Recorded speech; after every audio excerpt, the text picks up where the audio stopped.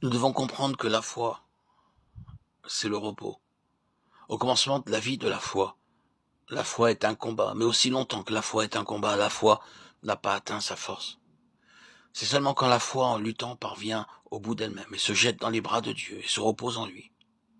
C'est seulement alors que viennent la joie et la victoire. Peut-être puis-je rendre ceci plus clair en vous racontant de quelle manière une convention commença. Un certain pasteur d'une église anglicane était un homme d'une piété profonde.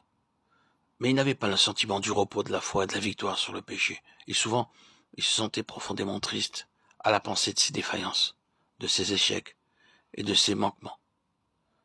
Quand il entendit parler de la possibilité de la victoire, il sentit que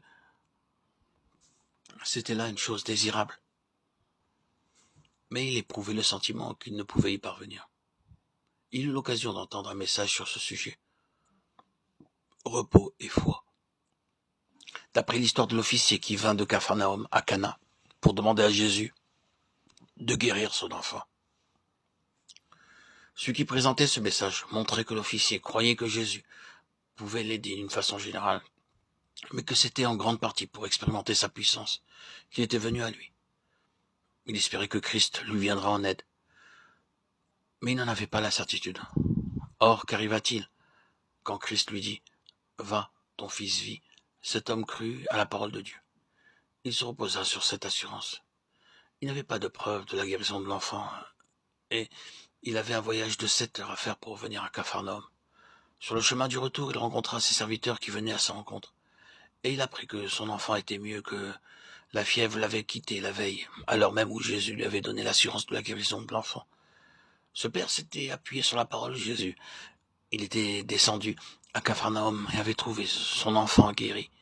Il loua Dieu et devint avec toute sa maison un croyant et un disciple de Jésus. Oh, mes amis, ceci est la véritable foi.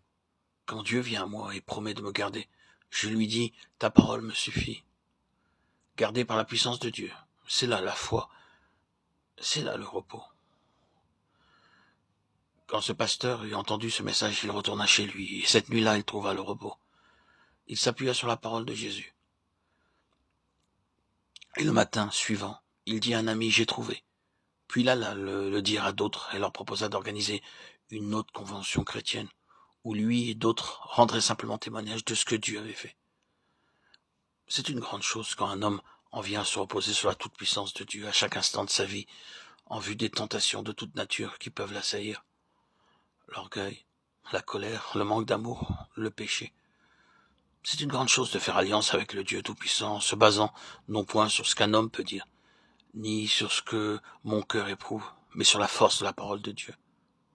Gardé par la puissance de Dieu, par la foi. Oh, disons à Dieu que nous allons le mettre à l'épreuve jusqu'au bout. Disons-lui, nous ne te demandons rien de plus que ce que tu peux donner, mais nous ne voulons rien de moins. Disons-lui, mon Dieu, fais que ma vie soit une preuve de ce que le Dieu Tout-Puissant peut faire, que nos âmes chaque jour soient dans cette double disposition, profonde impuissance, confiance enfantine,